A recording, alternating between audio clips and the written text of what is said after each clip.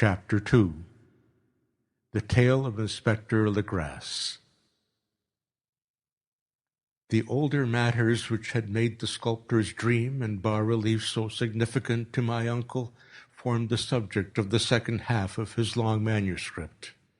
Once before, it appears, Professor Angell had seen the hellish outlines of the nameless monstrosity, puzzled over the unknown hieroglyphics, and heard the ominous syllables which can be rendered only as Cthulhu. And all this in so stirring and horrible a connection that it is small wonder he pursued young Wilcox with queries and demands for data.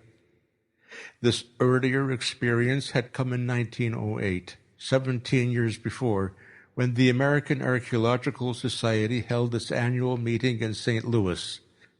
Professor Angell, as befitted one of his authority and attainments, had had a prominent part in all the deliberations, and was one of the first to be approached by the several outsiders who took advantage of the convocation to offer questions for correct answering and problems for expert solution. The chief of these outsiders, and in a short time the focus of interest for the entire meeting, was a commonplace-looking middle-aged man who had traveled all the way from New Orleans for certain special information unobtainable from any local source. His name was John Raymond Legrasse, and he was by profession an inspector of police. With him he bore the subject of his visit, a grotesque, repulsive, and apparently very ancient stone statuette whose origin he was at a loss to determine. It was not to be fancied that Inspector Legrasse had the least interest in archaeology. On the contrary, his wish for enlightenment was prompted by purely professional considerations. The statuette, idol, fetish, or whatever it was, had been captured some months before in the wooded swamp south of New Orleans during a raid on a supposed voodoo meeting, and so singular and hideous were the rites connected with it that the police could not but realize that they had stumbled on a dark cult totally unknown to them and infinitely more diabolic than even the blackest of the African voodoo circles. Of its origin, apart from the erratic and unbelievable tales extorted from the captured members, absolutely nothing was to be discovered.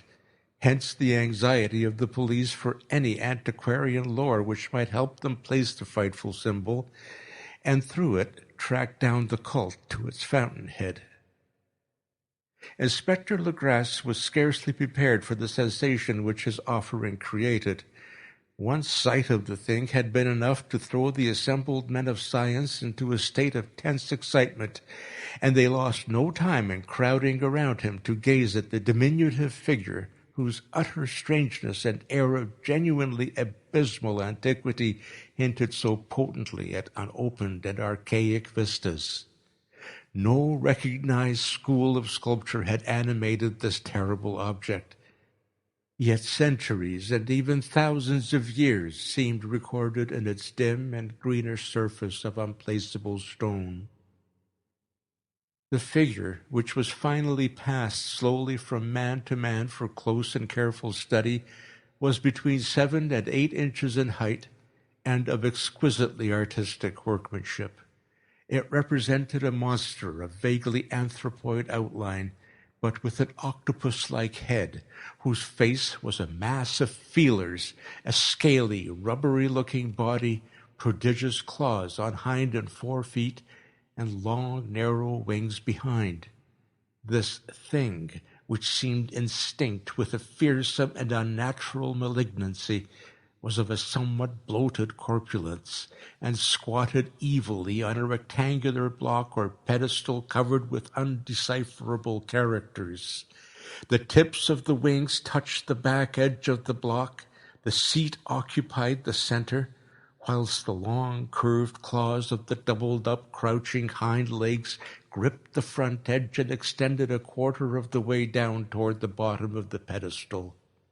The cephalopod head was bent forward, so that the ends of the facial feelers brushed the backs of huge forepaws which clasped the croucher's elevated knees. The aspect of the whole was abnormally lifelike, and the more subtly fearful because its source was so totally unknown. Its vast, awesome, and incalculable age was unmistakable, yet not one link did it show with any known type of art belonging to civilization's youth, or indeed to any other time. Totally separate and apart, its very material was a mystery, for the soapy, greenish-black stone with its golden or iridescent flecks and striations resembled nothing familiar to geology or mineralogy. The characters along the base were equally baffling, and no member present, despite a representation of half the world's expert learning in this field, could form the least notion of even their remotest linguistic kinship. They, like the subject and material, belonged to something horribly remote and distinct from mankind as we know it, something frightfully suggestive of old and unhallowed cycles of life in which our world and our conceptions have no part. And yet, as the members severally shook their heads and confessed defeat at the inspector's problem, there was one man in that gathering who suspected a touch of bizarre familiarity in the monstrous shape and writing, and who presently told with some diffidence of the odd trifle he knew. This person was the late William Channing Webb, professor of anthropology in Princeton University and an explorer of no slight note. Professor Webb had been engaged 48 years before in a tour of Greenland and Iceland in search of some runic inscriptions which he failed to unearth, and whilst high up on the West Greenland coast had encountered a singular tribe or cult of degenerate Eskimos whose religion, a curious form of devil worship, chilled him with its deliberate bloodthirstiness and repulsiveness. It was a faith of which other Eskimos knew little, and which they mentioned only with shudders, saying that it had come down from horribly ancient aeons before ever the world was made. Besides nameless rites and human sacrifices, there were certain queer hereditary rituals addressed to a supreme elder devil or Tornasuk. And of this Professor Webb had taken a careful phonetic copy from an aged Angakok, or wizard priest, expressing the sounds in Roman letters as best he knew how. But just now of prime significance was the fetish which this cult had cherished, and around which they had danced when the aurora leaped high over the ice cliffs. It was, the professor stated, a very crude bas-relief of stone, comprising a hideous picture and some cryptic writing. And so far as he could tell, it was a rough parallel in all essential features of the bestial thing now lying before the meeting. This data, received with suspense and astonishment by the assembled members, proved doubly exciting to Inspector Legrasse, and he began at once to ply his informant with questions. Having noted and copied an oral ritual among the swamp cult worshippers his men had arrested, he besought the professor to remember as best he might the syllables taken down amongst the diabolist Eskimos. There then followed an exhaustive comparison of details, and a moment of really awed silence when both detective and scientist agreed on the virtual identity of the phrase common to two hellish rituals so many worlds of distance apart.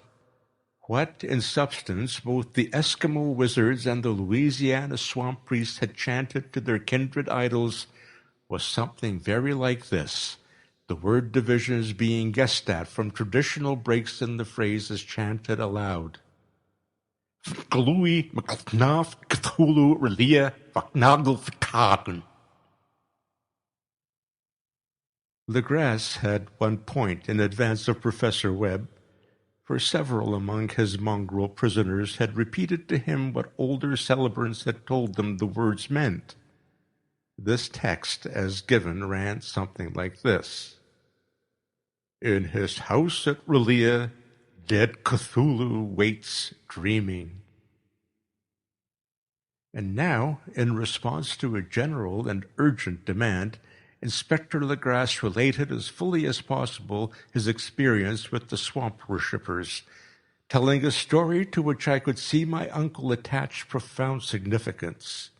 It savored of the wildest dreams of myth-maker and theosophist, and disclosed an astonishing degree of cosmic imagination among such half-castes and pariahs as might be least expected to possess it. On November 1st, 1907, there had come to the New Orleans police a frantic summons from the swamp and lagoon country to the south.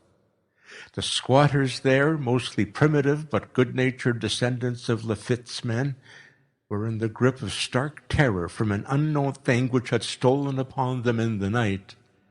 It was voodoo, apparently, but voodoo of a more terrible sort than they had ever known, and some of their women and children had disappeared since the malevolent tom-tom had begun its incessant beating far within the black haunted woods where no dweller ventured. There were insane shouts and harrowing screams, soul-chilling chants and dancing devil flames, and the frightened messenger added, the people could stand it no more.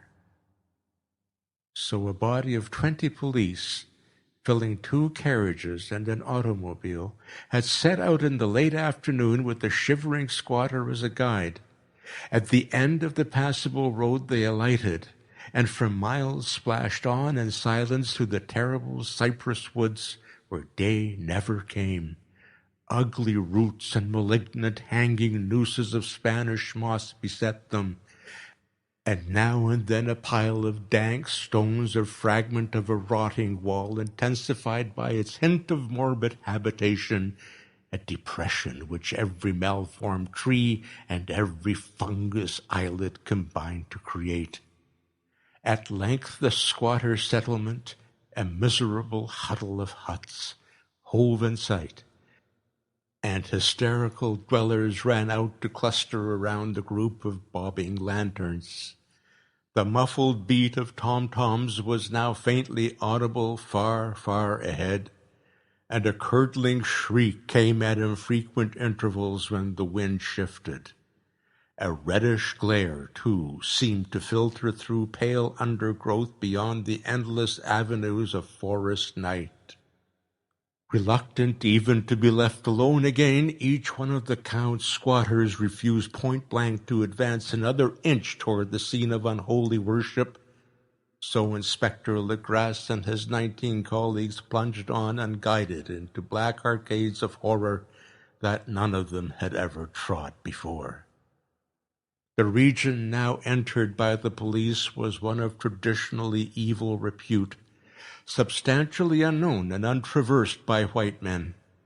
There were legends of a hidden lake unglimpsed by mortal sight, in which dwelt a huge, formless white polypus thing with luminous eyes, and squatters whispered that bat-winged devils flew up out of caverns in inner earth to worship it at midnight.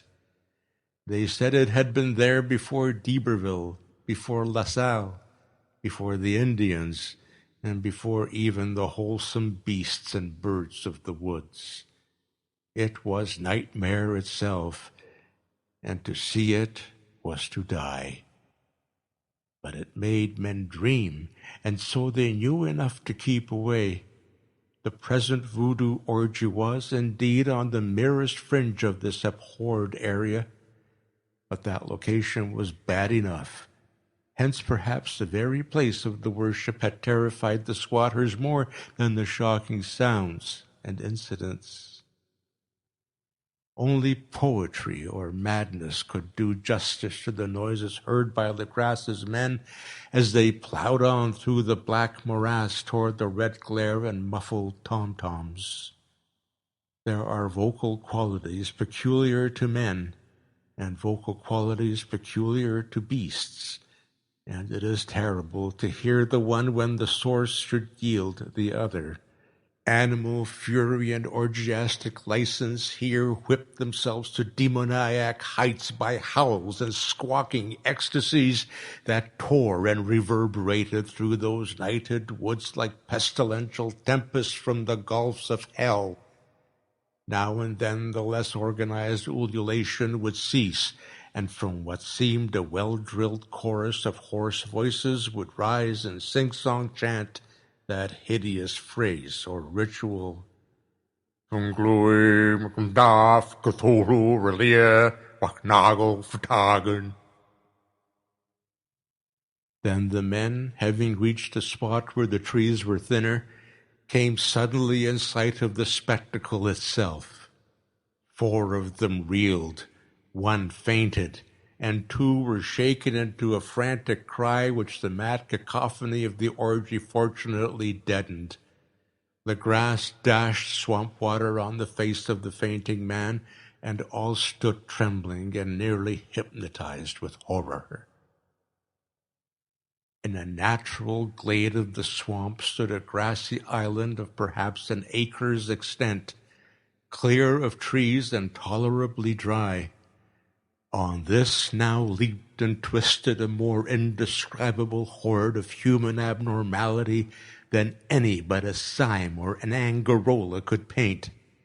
Void of clothing, this hybrid spawn were braying, bellowing, and writhing about a monstrous ring-shaped bonfire, in the center of which, revealed by occasional rifts in the curtain of flame, stood a great granite monolith some 8 feet in height, on top of which, incongruous in its diminutiveness, rested the noxious carven statuette. From a wide circle of 10 scaffolds set up at regular intervals, with the flame-girt monolith as a center, hung, head downward, the oddly marred bodies of the helpless squatters who had disappeared. It was inside this circle that the ring of worshippers jumped and roared, the general direction of the mass motion being from left to right, an endless bacchanal between the ring of bodies and the ring of fire. It may have been only imagination, and it may have been only echoes which induced one of the men, an excitable Spaniard, to fancy heard antiphonal responses to the ritual from some far and unillumined spot deeper within the wood of ancient legendary and horror. This man, Joseph D. Galvez, I later met and questioned, and he proved distractingly imaginative. He indeed went so far as to hint of the faint beating of great wings, and of a glimpse of shining eyes and a mountainous white bulk beyond the remotest trees, but I suppose he'd been hearing too much native superstition. Actually, the horrified pause of the men was of comparatively brief duration. Duty came first, and although there must have been nearly 100 mongrel celebrants in the throng, the police relied on their firearms and plunged determinedly into the nauseous rout. For 5 minutes, the resultant din and chaos were beyond description. Wild blows were struck, shots were fired, and escapes were made. But in the end, Legrasse was able to count some 47 sullen prisoners, whom he forced to dress in haste and fall into line between 2 rows of policemen. 5 of the worshippers lay dead, and 2 severely wounded ones were carried away on improvised stretchers by their fellow prisoners. The image on the monolith, of course, was carefully removed and carried back by Legrasse. Examined at headquarters after a trip of intense strain and weariness, the prisoners all proved to be men of a very low, mixed-blooded, and mentally aberrant type. Most were seamen, and a sprinkling of Negroes and mulattoes, largely West Indians or Brava Portuguese from the Cape Verde Islands, gave a coloring of voodooism to the heterogeneous cult. But before many questions were asked, it became manifest that something far deeper and older than Negro fetishism was involved. Degraded and ignorant as they were, the creatures held with surprising consistency to the central idea of their loathsome faith. They worshipped, so they said, the great old ones who lived ages before there were any men, and who came to the young world out of the sky. Those old ones were gone now, inside the earth and under the sea. But their dead bodies had told their secrets and dreams to the first men who formed a cult which had never died. This was that cult, and the prisoners said it had always existed and always would exist, hidden in distant wastes and dark places all over the world, until the time when the great priest Cthulhu, from his dark house in the mighty city of R'lyeh under the waters, should rise and bring the earth again beneath his sway. Someday he would call when the stars were ready, and the secret cult would always be waiting to liberate him. Meanwhile, no more must be told. There was a secret which even torture could not extract. Mankind was not absolutely alone among the conscious things of earth, for shapes came out of the dark to visit the faithful few, but these were not the great old ones. No man had ever seen the old ones. The carven idol was great Cthulhu, but none might say whether or not the others were precisely like him. No one could read the old writing now, but things were told by word of mouth. The chanted ritual was not the secret. That was never spoken aloud, only whispered. The chant meant only this: in his house at R'lyeh, dead Cthulhu waits dreaming. Only 2 of the prisoners were found sane enough to be hanged, and the rest were committed to various institutions. All denied a part in the ritual murders and averred that the killing had been done by black-winged ones which had come to them from their immemorial meeting place in the haunted wood. But of those mysterious allies no coherent account could ever be gained. What the police did extract came mainly from the immensely aged mestizo named Castro, who claimed to have sailed to the strange ports and talked with undying leaders of the cult in the mountains of China. Old Castro remembered bits of hideous legend that paled the speculations of theosophists and made man and the world seem recent and transient indeed. There had been aeons when other things ruled on the earth, and they had had great cities. Remains of them, he said the deathless Chinamen had told him, were still to be found as cyclopean stones on islands in the Pacific. They all died vast epochs of time before men came, but there were arts which could revive them when the stars had come around again to the right positions in the cycle of eternity. They had indeed come themselves from the stars and brought their images with them. These great old ones, Castro continued, were not composed altogether of flesh and blood. They had shape, for did not the star-fashioned image prove it? But that shape was not made of matter. When the stars were right, they could plunge from world to world through the sky. But when the stars were wrong, they could not live. But although they no longer lived, they would never really die. They all lay in stone houses in their great city of R'lyeh, preserved by the spells of mighty Cthulhu, for a glorious resurrection when the stars and the earth might once more be ready for them. But at that time some force from outside must serve to liberate their bodies. The spells that preserved them intact likewise prevented them from making an initial move, and they could only lie awake in the dark and think whilst uncounted millions of years rolled by. They knew all that was occurring in the universe, for their mode of speech was transmitted thought. Even now they talked in their tombs.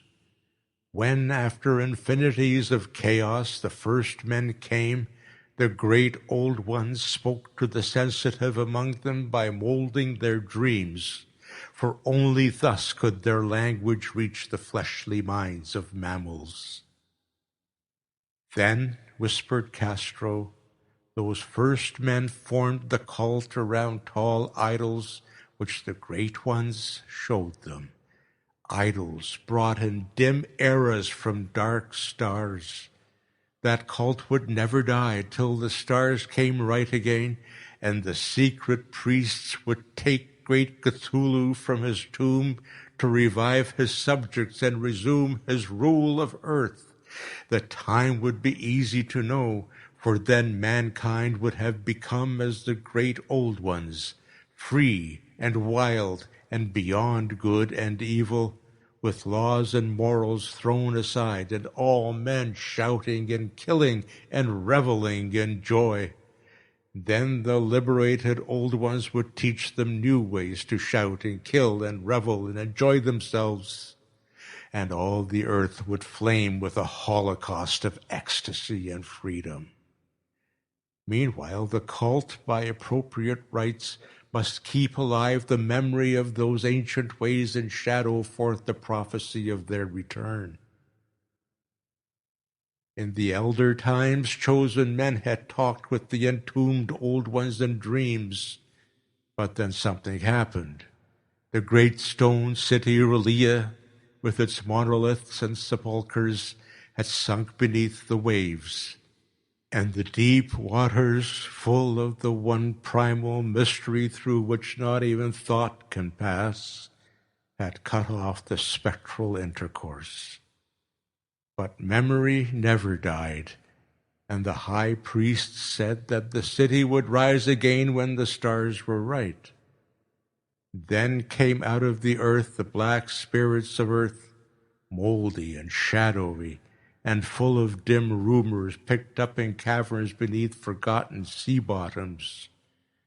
But of them old Castro dared not speak much. He cut himself off hurriedly, and no amount of persuasion or subtlety could elicit more in this direction. The size of the old ones, too, he curiously declined to mention.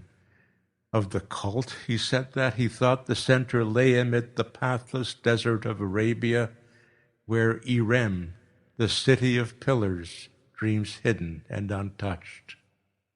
It was not allied to the European witch cult and was virtually unknown beyond its members.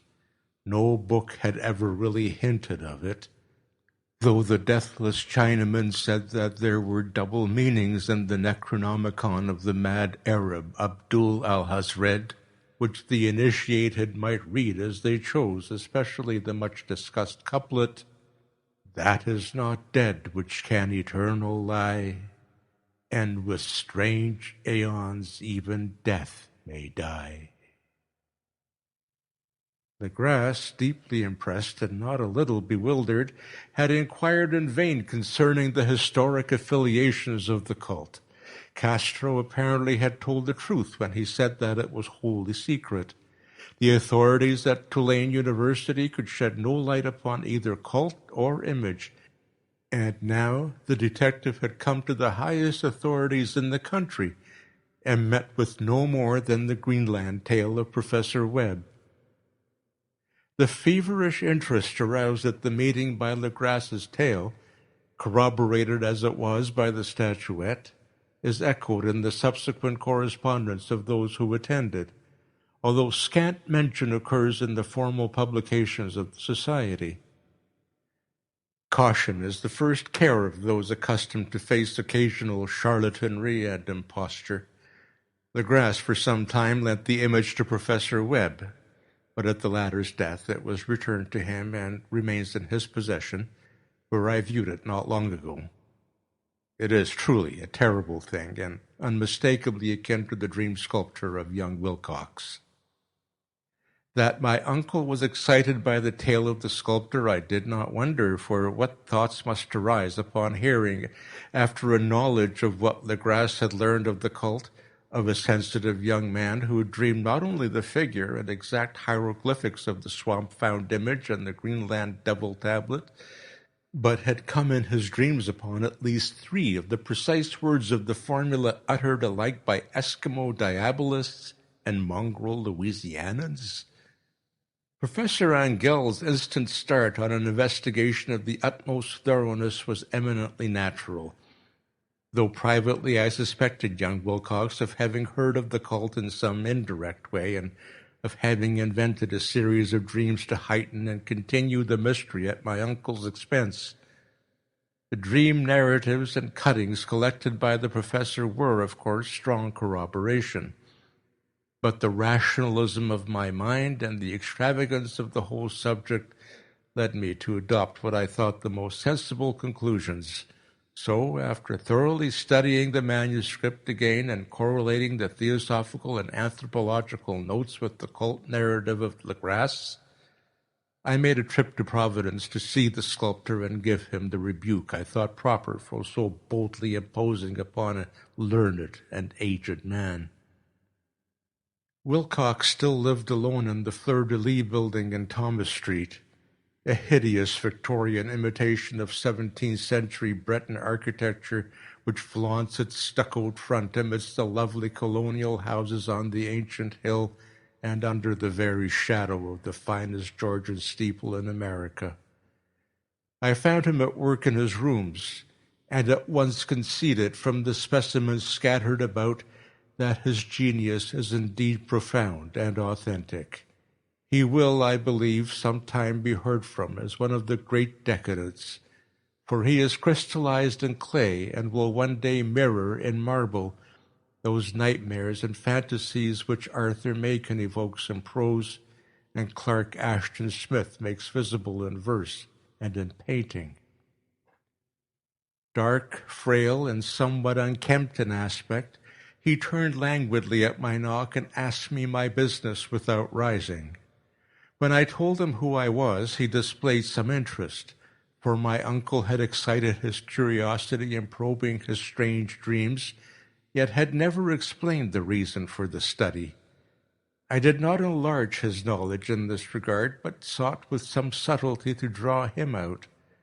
In a short time I became convinced of his absolute sincerity, for he spoke of the dreams in a manner none could mistake. They and their subconscious residuum had influenced his art profoundly, and he showed me a morbid statue whose contours almost made me shake with the potency of its black suggestion. He could not recall having seen the original of this thing except in his own dream bas-relief, but the outlines had formed themselves insensibly under his hands. It was, no doubt, the giant shape he'd raved of in delirium. That he really knew nothing of the hidden cult, save from what my uncle's relentless catechism had let fall, he soon made clear, and again I strove to think of some way in which he could possibly have received the weird impressions. He talked of his dreams in a strangely poetic fashion, making me see with terrible vividness the damp cyclopean city of slimy green stone, whose geometry, he oddly said, was all wrong, and hear with frightened expectancy the ceaseless half-mental calling from underground, "Cthulhu Fhtagn! Cthulhu Fhtagn!" These words had formed part of that dread ritual which told of Det Cthulhu's dream vigil in his stone vault at R'lyeh, and I felt deeply moved despite my rational beliefs. Wilcox, I was sure, had heard of the cult in some casual way, and had soon forgotten it amidst the mass of his equally weird reading and imagining. Later, by virtue of its sheer impressiveness, it had found subconscious expression in dreams, in the bas-relief, and in the terrible statue I now beheld, so that his imposture upon my uncle had been a very innocent one. The youth was of a type, at once slightly affected and slightly ill-mannered, which I could never like, but I was willing enough now to admit both his genius and his honesty. I took leave of him amicably and wished him all the success his talent promises. The matter of the cult still remained to fascinate me, and at times I had visions of personal fame from researches into its origin and connections. I visited New Orleans, talked with Legrasse and others of that old-time raiding party, saw the frightful image, and even questioned much of the mongrel prisoners as still survived. Old Castro, unfortunately, had been dead for some years. What I now heard so graphically at first hand, though it was really no more than a detailed confirmation of what my uncle had written, excited me afresh, for I felt sure that I was on the track of a very real, very secret, and very ancient religion whose discovery would make me an anthropologist of note. My attitude was still one of absolute materialism, as I wish it still were, and I discounted with almost inexplicable perversity the coincidence of the dream notes and the odd cuttings collected by Professor Angell. One thing I began to suspect, and which now I fear I know, is that my uncle's death was far from natural. He fell on a narrow hill street leading up from an ancient waterfront swarming with foreign mongrels after a careless push from a Negro sailor. I did not forget the mixed blood and marine pursuits of the cult members in Louisiana, and would not be surprised to learn of secret methods and rites and beliefs. Legrasse and his men, it is true, have been let alone, but in Norway a certain seaman who saw things is dead. Might not the deeper inquiries of my uncle after encountering the sculptor's data have come to sinister ears? I think Professor Angell died because he knew too much, or because he was likely to learn too much. Whether I shall go as he did remains to be seen, for I have learned much now.